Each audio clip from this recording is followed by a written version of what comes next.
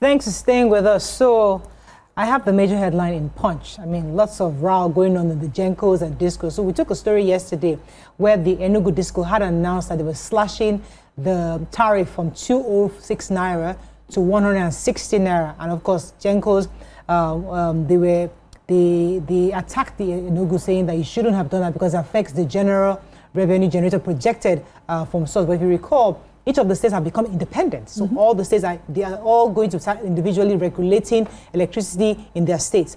Now, Enugu has taken their own position. Other states are also might also slash their own prices.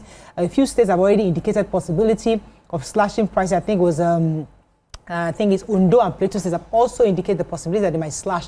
Lagos State also said they will let us know very soon because the transition is ongoing, handing over from NEC to the individual states. That's for regulatory purposes. But obviously, NEC isn't finding this funny because they're saying that the 206 naira was based on calculations that will ensure that it's cost reflective. But now, by you slashing it down, it's going to affect revenue, and it's also going to affect other states because there might be a ripple effect. Yeah, we're already seeing that there's a possibility that other states might join. If we'll see how that goes. We are not complaining. We're not complaining. People are not complaining. Yes. Yeah. The consumers are not complaining. People should continue. Competition is healthy. So suspended Senator Natasha Akpoti-Uduaghan appears poised to return plenary on Tuesday, which is today. Despite warnings from the Senate that her suspension remained in force and binding.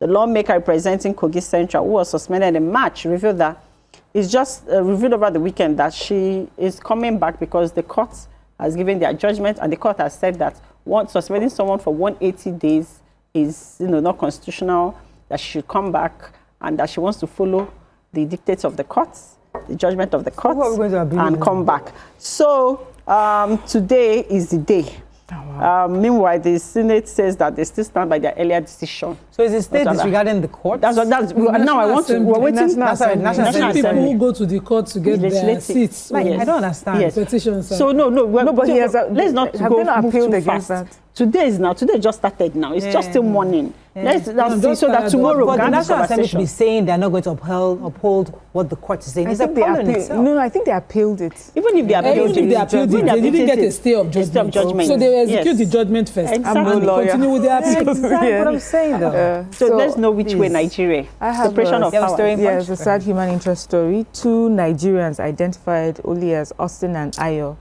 have been shot dead by unidentified gunmen in Durban in South Africa.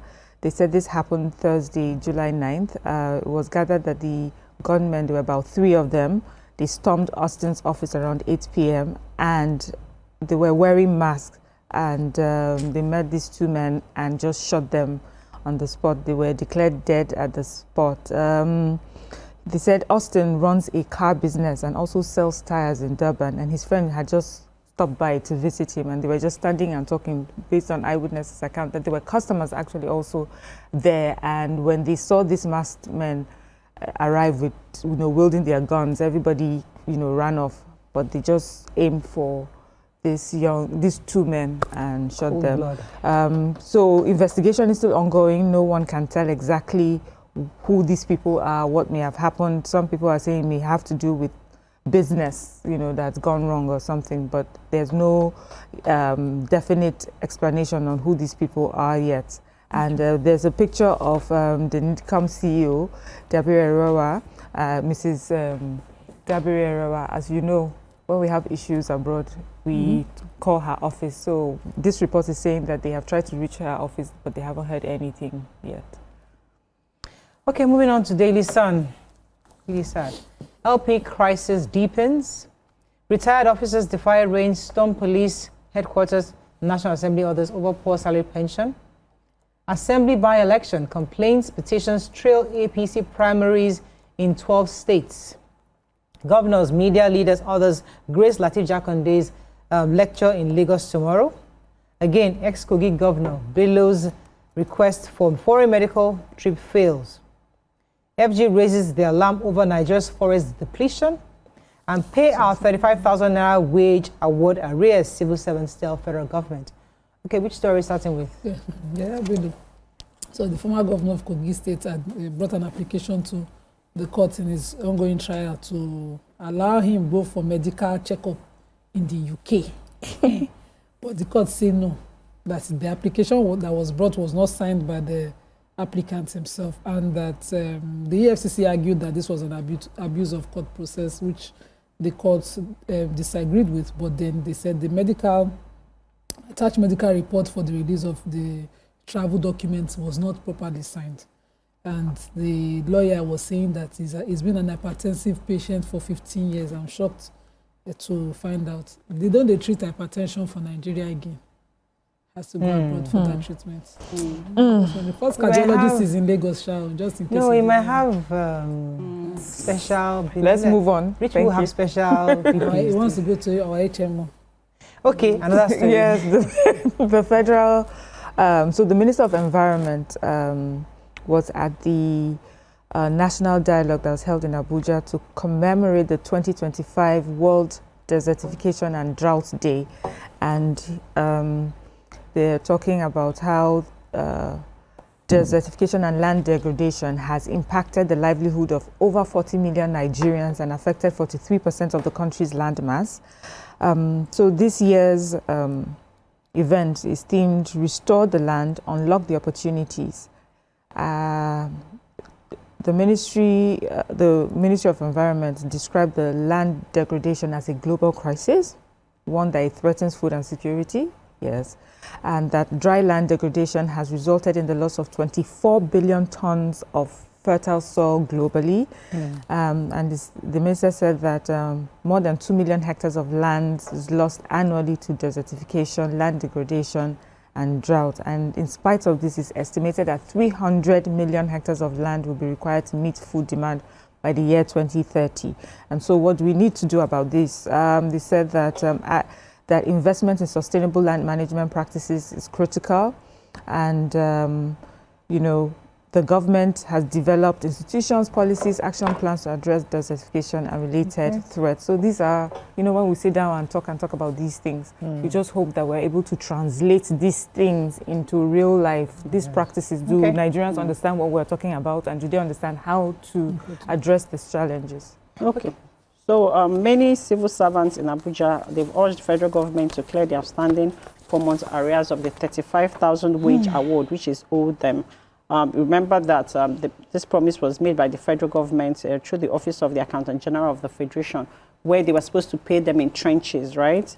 And so they paid the first installment, and then the second installment, which they were supposed to start paying after their April 2025 salary, has not been paid.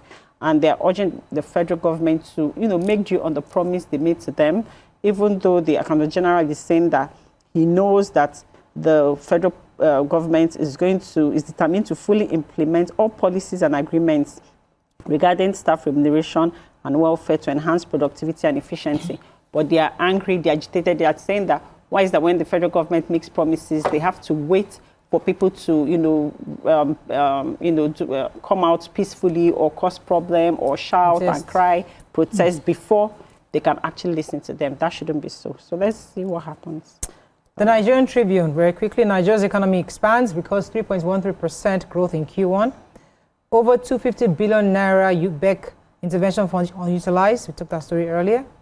Lagos to launch 500 billion naira agriculture initiative to end food shortage. IG cautions protesting ex-police officers against external influence. Obi's running mate Dati offers to resolve LP crisis. And speculators panic as $1.31 billion FPI inflows, market reforms, narrow exchange rate gap. Okay, which story in Tribune? So quickly, let me just summarize it. The State Commissioner for Agriculture and Food System, Ms. Abisola Olusoyin, has announced the Lagos State 500 billion initiative in food. So they are looking, according to her, at the marketing end of this whole thing. He said when the states and federal government look into agriculture, usually they tailor it towards production. Nobody talks about market end. So on Wednesday, Lagos State will be launching the Produce for Lagos Optical Guarantee Fund, as well as the initiative, which is, of course, largely between Lagos State government and private sector to market food produce across the country. The commissioner said that the program was to ensure self-sufficient food products for Lagos residents also ensure availability to export to other states of the Federation, noting that Lagos needed a bigger pie to be able to fulfill such a projection.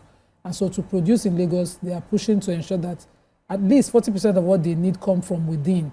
But they're also partnering, for example, Niger State that has a large landmass, and this they have done before during COVID, and so they're replicating it again. I saw the trucks on Sunday on Third Mainland. I said, well done. The governor has a good initiative. There are many of them.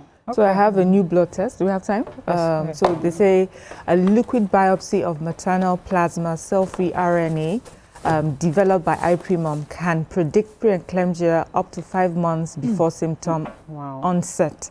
So the test can be performed once in the first trimester, ideally between 9 and 14 weeks of pregnancy, and can predict both early and late onset preeclampsia. As we know, preeclampsia is blood pressure during pregnancy, and they say this typically develops around 20 weeks into pregnancy, and it has many risks. It can cause organ failure, it can cause death of mother and child. Umara is laughing, smiling, and because pregnancy thing sounds like things like you've done in the past. It's like I feel kind of old. Well, but we have people giving birth now, so it's good to know that there are new tests to help you, new technologies to help mothers to tell long before there's an onset. Right. That's good news. For those who need it, we certainly don't. Let's go on a short break. I don't trust you, Mariah. Please trust me. Ain't going to more case. I'm good. Let's go on a short break. When we come back, we'll continue with the show. Stay with us. We'll be right back.